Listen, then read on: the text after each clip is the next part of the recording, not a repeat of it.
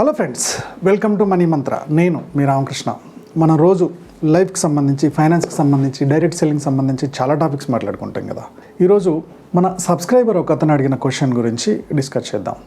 మన subscriber ఏమడిగాడంటే, financial planning అంటే ఏంటి, అది నిజంగా ఒక వ్యక్తికి అవసరమా అని చెప్పి అడిగారనమాట. సో ఫైనాన్షియల్ ప్లానింగ్ అంటే ఏంది, నిజంగా అది అవసరమా అనే దాని గురించి ఈరోజు మనం డిస్కస్ చేద్దాం. సబ్జెక్ట్లోకి వెళ్ళే ముందు ఫైనాన్షియల్ నాలెడ్జ్కి సంబంధించిన ఒక క్విజ్ క్వశ్చన్ చూద్దాం. What is the benefit of diversification in an investment portfolio? మన ఫైనాన్షియల్ పోర్ట్ఫోలియోలో మీరు ఇన్వెస్ట్ చేస్తున్నారు, అన్నిట్లో ఇన్వెస్ట్ చేస్తున్నారు. అది గోల్డ్ అవ్వచ్చు, రియల్ ఎస్టేట్ అవ్వచ్చు, మ్యూచువల్ ఫండ్స్ అవ్వచ్చు, స్టాక్స్ అవ్వచ్చు, ఇలా డిఫరెంట్ వాటిలలో ఇన్వెస్ట్ చేస్తున్నారు. ఇలా మీ పోర్ట్ఫోలియోని డైవర్సిఫై చేయడం వల్ల వచ్చే ఉపయోగాలు ఏంటి? Option A, increasing the risk.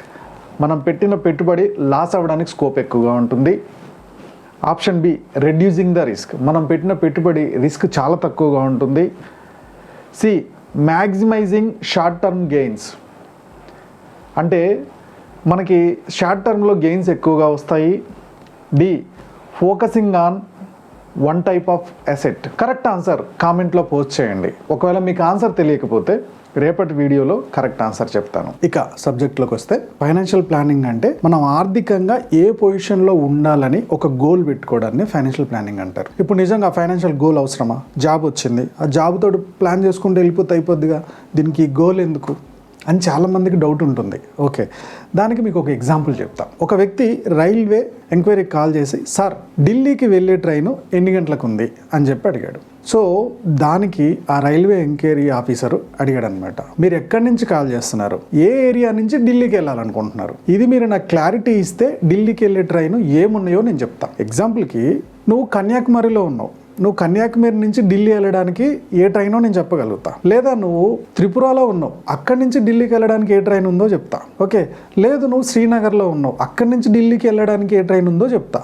లేదా గుజరాత్లో ఉన్నావు, అక్కడి నుంచి ఢిల్లీకి వెళ్ళడానికి ఏ ట్రైన్ ఉందో చెప్తా. నువ్వు ఎక్కడున్నావో తెలిస్తే కదా నువ్వు ఢిల్లీకి వెళ్ళడానికి ఎలా వెళ్ళాలో నేను ప్లాన్ ఇచ్చేది. సేమ్ అలానే ఫైనాన్షియల్ ప్లానింగ్ కూడా. నీకు ఒక గోల్ ఉంటే ఆ గోల్ ప్రకారం నువ్వు ఎలా ఇన్వెస్ట్ చేసుకోవాలి, నీ ఇన్కమ్ని ఎటు సేవ్ చేసుకోవాలి, ఎంత ఖర్చు పెట్టుకోవాలో నీకు ఒక క్లారిటీ ఉంటుంది. లేకపోతే జస్ట్ ఎక్కడ నుంచి ఎటు పక్క వెళ్తున్నావో తెలియకుండా ఎటు గాలి వస్తే వెళ్ళిపోతూ ఉంటుంది లైఫ్. అందుకనే ఫైనాన్షియల్ ప్లానింగ్ అనేది మన భవిష్యత్తుకి చాలా ఇంపార్టెంట్. ఒక గోల్ అనేది మన భవిష్యత్తుకి చాలా ఇంపార్టెంట్. ఇప్పుడు మీ ఏజ్ ఒక 25 30 ఉంది. 30 ఇయర్స్కి మీ పిల్లల భవిష్యత్తుకి ఎంత ఖర్చు వస్తుంది? ఈ రోజున ఒక ఇంజనీరింగ్కో, డాక్టర్కో, లేకపోతే హయ్యర్ ఎడ్యుకేషన్కి ఎంత ఖర్చు ఉందో ఒక 20 సంవత్సరాల తర్వాత ఎంత ఖర్చు వస్తుంది, అది మనకు క్లారిటీ ఉండాలి.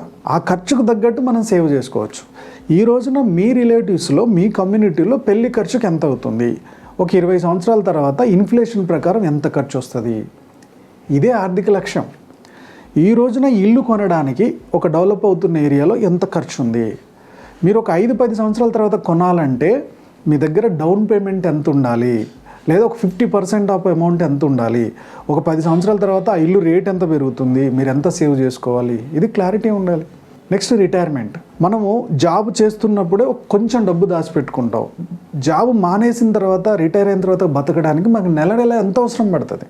ఇప్పుడున్న ఖర్చుల ప్రకారం ఆ రోజుకు టూత్పేస్ట్ ఎంత అవుతుంది, సోప్ ఎంత అవుతుంది, కిరాయిలు ఎంత అవుతాయి, వాటికి తగ్గట్టు కొంచెం డబ్బు తీసి పక్కా పెట్టాలి కదా. ఇవన్నీ తెలుసుకోవడమే ఫైనాన్షియల్ ప్లానింగ్. ఈ 4-5 అవసరాలకి పక్కా ప్లాన్ చేసుకోకుండా వచ్చిన దాంతో ముందుకు వెళ్ళిపోతూ ఉంటే ఏదన్నా అనుకోని సమస్య వస్తే మొత్తం జీవితం అంతా తలకిందులైపోతుంది. అందుకనే సంపాదిస్తున్నప్పుడే ఒక ఫైనాన్షియల్ ప్లానింగ్ అనేది చాలా ఇంపార్టెంట్. సో ఫస్ట్ ఫైనాన్షియల్ ప్లానింగ్లో మనకు కావాల్సింది ఏంటంటే, ముందు మన ఆర్థిక లక్ష్యాలని, ఏ పర్పస్ మనకు డబ్బు అవసరం ఉంది, ఎన్ని సంవత్సరాల తర్వాత ఆ డబ్బు అవసరం పడుతుంది, ఇప్పటి నుంచి ఎంత సేవ్ చేసుకోవాలి అనేది క్లారిటీ ఉండాలి. ఆ క్లారిటీ ఉండాలి అంటే ఫైనాన్షియల్ ప్లానింగ్ ఒక ఎక్స్పర్ట్ ద్వారా తెలుసుకుంటే మీకు చాలా హెల్ప్ అవుతుంది. నేను మంత్లో 2 times ఫైనాన్షియల్ ప్లానింగ్ వర్క్షాప్ పెడుతున్నాను. ఓకే, ఈ ఫైనాన్షియల్ ప్లానింగ్ వర్క్షాప్కి మీరు కనుక పర్సన్ టు పర్సన్ వెళ్తే 7,000 నుంచి 10,000 తీసుకుంటారు బాస్. నేను జస్ట్ 499 రూపీస్లో 2 అవర్స్లో మీకు ఎంత అవసరం ఉంది, ఎలా సేవ్ చేసుకోవచ్చు, ఒకవేళ ఇప్పుడు వస్తున్న శాలరీ సరిపోకపోతే పార్ట్ టైంలో ఏ పనులు చేసుకుని వాటిని సంపాదించుకోవచ్చో కూడా ఒక ఐడియా ఇస్తున్నాను. సో డిస్క్రిప్షన్లో ఫైనాన్షియల్ ప్లానింగ్ వర్క్షాప్ గ్రూప్ అని ఉంటుంది. ఆ గ్రూప్లో లాగిన్ అవ్వండి, మీకు డీటెయిల్స్ వస్తాయి. సో ఫైనాన్షియల్ ప్లానింగ్ గోల్స్ పెట్టుకున్న తర్వాత నెక్స్ట్ పాటించాల్సింది ఏంటంటే బడ్జెట్. సో ఈ ఫైనాన్షియల్ ప్లానింగ్లో మీకు పిల్లల మ్యారేజ్కి, ఎడ్యుకేషన్కి, మీ రిటైర్మెంట్కి, ఒకవేళ మీరు ఇల్లు కారో తీసుకోవాలనుకుంటే వాటికి ఎంత అవసరం పడుతుందో లెక్కలు చూసుకొని అవి సేవ్ చేసుకుంటూ ఇంత అమౌంటే సేవ్ చేయాలని వాటిని ఫిక్స్ అయిపోవాలి, రాసుకోవాలి. అలాగే ఇంటి ఖర్చులను కూడా ఒక బడ్జెట్ రాసుకోవాలి. ఇది చాలా ఇంపార్టెంట్. బడ్జెట్ అనేది లేకపోతే ఇష్టం వచ్చినట్టు ఖర్చు పెట్టేస్తాం. బడ్జెట్ రాసుకుంటే ఏమవుతుందంటే ఆ బడ్జెట్ దాటి ఖర్చు ఎక్కువ అవుతుంది అనుకోండి, కంట్రోల్ అయిపోతాం. ఈ మంత్కి ఖర్చులు ఆపేద్దాంలే, ఎంటర్టైన్మెంట్కో, బయట ఫుడ్ తినడానికో, తిరగడానికో ఇంకా ఆపుదాం, నెక్స్ట్ మంత్ చూసుకుందాం అని క్లారిటీ ఉంటుంది. అంటే బడ్జెట్ రాసుకోవడం ఒక ఎత్తు అయితే ఆ బడ్జెట్కి స్టిక్ ఆన్ అవ్వడం ఇంకో ఎత్తు. ఈరోజు ఎవరైతే ఫైనాన్షియల్గా బాగా సక్సెస్ అయ్యారో వీళ్ళందరూ కూడా సంపాదించడం ఒకటే కాదు, సంపాదిస్తూ దాన్ని ఒక బడ్జెట్ ప్రకారం ఖర్చు పెట్టుకుంటూ అది దాటకుండా ఉన్నారు కాబట్టే ఈరోజు వాళ్ళు ధనవంతులుగా ఉన్నారు. సో ఫైనాన్షియల్ ప్లానింగ్లో మీరు నిజంగా ఫైనాన్షియల్గా ఫ్యూచర్లో బాగా సక్సెస్ అవ్వాలనుకుంటే బిఎన్పిఎల్ స్కీమ్స్కి దూరంగా ఉండాలి. ఇది చాలా చాలా ఇంపార్టెంట్. ఏంటి BNPL? By now pay later. ఇప్పుడు తీసుకోండి తర్వాత కట్టండి అనే స్కీమ్స్ ఎక్కువ వస్తున్నాయి. ఇండియాలో ఈ స్కీమ్స్లో ఒక మిడిల్ క్లాస్ పర్సన్స్ 80% లోన్స్ తీసుకుంటున్నారండి. అది ఫోన్ అవ్వచ్చు, ఫ్రిడ్జ్ అవ్వచ్చు, ఓకే, టీవీ అవ్వచ్చు, బైక్ అవ్వచ్చు, ఏదైనా సరే ఈజీగా అవైలబుల్ ఉన్నాయి. ఎందుకంటే మీ సిబిల్ బాగుంది, బాగా సంపాదిస్తున్నారు. బాగా సంపాదిస్తున్నప్పుడు మీకు మెయిల్ పంపిస్తారు, కాల్ చేస్తారు, ఓకే సార్ మీకు తక్కువ రేట్ ఆఫ్ ఇంట్రెస్ట్కి ఇస్తున్నాం, ఈ లోన్ తీసుకోండి, ఆ లోన్ తీసుకోండి అని బ్యాంకులు వాళ్ళు ఎంటబడుతూ ఉంటారు. మంచిగా ఉన్నవాడు ఎంటే పడతారు వాళ్ళు. ఈ ఆఫర్స్ అవైలబుల్ ఉన్నాయి కదా అని కొంచెం ఎమోషనల్గా తీసేసుకోవడం స్టార్ట్ అయ్యామనుకోండి, నెమ్మదిగా మన గోల్స్ అన్నీ పక్కకు పోతాయి, అనవసరపు అన్నీ ఇంట్లోకి వచ్చి చేరుతాయి. లగ్జరీ అంటే మొత్తం అప్పులు చేసుకొని కూర్చోవడం కాదు, ఓకే, ఉన్న దాంట్లో డైరెక్ట్గా అమౌంట్ పెట్టి కొనుక్కొని ఎంజాయ్ చేయగలిగితే హ్యాపీ. ఈ ఈఎంఐల చట్టంలో ఇరుక్కొని కనుక మనం లగ్జరీని ఎంజాయ్ చేసినా ఈ లగ్జరీ మనం ఎంజాయ్ చేసిన ఫీలింగ్ కూడా ఉండదు. ఆఫ్కోర్స్ ఈ పిల్లలు ఫ్యామిలీ హ్యాపీగా ఎంజాయ్ చేస్తుందేమో కానీ ఈ ఈఎంఐ ఎట్టగట్టాలని సగం టెన్షన్ నీ మనసులోనే ఉండిపోతూ ఉంటుంది. దానికన్నా కూడా కొంచెం అమౌంట్ కూడబెట్టుకొని దాంతో వస్తువులు కొని ఈఎంఐలకు దూరంగా ఉంటే మంచిది, ఓకే. అయినా సరే కంపల్సరీ అవసరం అవుతున్నప్పుడు ఈఎంఐలు తీసుకోవడంలో తప్పు లేదు. కానీ ఎన్ని ఆఫర్స్ ఉంటే అన్ని ఆఫర్స్ వాడి జీవితాన్ని అధోగతి చేసుకోకూడదు. ఫైనాన్షియల్ ప్లానింగ్లో ఇది చాలా important, okay. Buy now pay later ఆప్షన్స్కి ఎంత దూరం ఉంటే మీరు ఫైనాన్షియల్గా అంత స్టేబుల్గా ఉంటారు. నెక్స్ట్ చాలామంది గోల్స్ పెట్టుకుంటారు, బడ్జెట్ కూడా రాస్తారు, కానీ ఈ ఇన్వెస్ట్మెంట్ ఆప్షన్కి వచ్చేవరకు నెక్స్ట్ మంత్ చూద్దాం, నెక్స్ట్ మంత్ చూద్దాం, ఆ తర్వాత చూద్దాంలే స్టార్ట్ అవుతూ ఉంటారు. పిల్లల ఎయిర్ ఎడ్యుకేషన్కి ఈ రోజు నుంచి మనం సేవ్ చేయకపోతే సడన్గా ఇంటర్ అయిపోయింది, వాడికి మంచి కాలేజీలో ఇంజనీరింగ్ సీట్ వచ్చింది, కానీ దగ్గర డబ్బులు లేవు, లోన్కి వెళ్తే లోన్ రిజెక్ట్ అయిపోతుంది. మీ లోన్ రిజెక్ట్ వల్ల వాడు మంచి ఎడ్యుకేషన్ని ఆపేసిన వాళ్ళం అవుతాం. అదే వాడు పుట్టినప్పటి నుంచే ఈ ప్లాన్ చేసుకుంటే ఆ రోజుకి ఎంత కావాలో అంత అమౌంట్ చేతిలో ఉంటుంది, మంచి క్వాలిటీ ఎడ్యుకేషన్ ఇవ్వడానికి స్కోప్ ఉంటుంది కదా. ఆ ఫీజు కట్టే స్తోమత లేక మీరు ఇంటి పక్కన ఉన్న ఏదో కాలేజీలో డిగ్రీ చేసేయమంటే వాడు ఫ్యూచర్ ఏం కావాలి? ఈవెన్ మీ రిటైర్మెంట్కి అంతే. నెక్స్ట్ రిటైర్మెంట్ విషయంలో బాగా నెగ్లెక్ట్ చేస్తారు. గవర్నమెంట్ ఈపీఎఫ్ డబ్బులు కట్టవాలన్న రూల్ తీసుకురాబట్టి కొద్దో గొప్ప డబ్బులు ఉంటున్నాయి, లేకపోతే రిటైర్మెంట్కి ఆ డబ్బులు కూడా ఉంచే వాళ్ళు లేరు. ఏ చిన్న ఖర్చు వచ్చినా దాని నుంచే తీసేస్తారు, ఏ చిన్న అవసరం వచ్చినా దాన్నే అప్లై చేస్తూ ఉంటారు. 100% తీసుకునే ఛాన్స్ ఉంటే 100% కూడా తీసేసుకుంటారు. ఈ నెగ్లిజెన్సీ రిటైర్ అయిన తర్వాత మనం బతకడానికి చాలా ప్రాబ్లం అవుతుంది బాస్. అన్ని రోజులు ఒకేలాగా ఉండవు. రేపు నీ పిల్లలు సంపాదించొచ్చేమో, కానీ వాళ్ళ సంపాదన వాళ్ళకే సరిపోదు, వాళ్ళ పిల్లలకే సరిపోయినప్పుడు మీరు ఒక బర్డెన్ అయిపోతారు. దానికన్నా సంపాదిస్తున్నాం కదా, సంపాదిస్తున్నప్పుడు మనది మనం సేవ్ చేసుకుంటే పిల్లలకు భారం కాకుండా ఉంటాం కదా. ఎందుకు ఇది ఆలోచించకూడదు? ఒక్కసారి ఆ పాయింట్ ఆఫ్ వ్యూలో ఆలోచించండి. సో ఎప్పుడు కూడా ఇన్వెస్ట్మెంట్ లేట్ చేయొద్దు, ఇమీడియట్గా ప్లాన్ చేసుకున్నామా, ఏది కూడా బ్రేక్ లేకుండా సిస్టమేటిక్గా ఇన్వెస్ట్ చేయండి. ల్యాండ్ మీద ఇన్వెస్ట్ చేస్తారా, గోల్డ్ మీద ఇన్వెస్ట్ చేస్తారా, ఎస్ఐపి చేస్తారా, వీటన్నిటికీ సమానంగా రిటర్న్ ఇచ్చేది ఇది. లేకపోతే ఇంకేదైనా గవర్నమెంట్ స్కీమ్స్, ఈపీఎఫ్ఆ, పీపీఎఫ్ఆ, ఎన్పిఎస్ఆ, పోస్ట్ ఆఫీస్ స్కీమా, whatever it may be, ఒక్కసారి స్టార్ట్ చేస్తే కన్సిస్టెంట్గా కంటిన్యూ అవ్వండి. ఇన్వెస్ట్మెంట్ లేట్ చేయొద్దు, స్టార్ట్ చేసిన తర్వాత బ్రేక్ చేయొద్దు.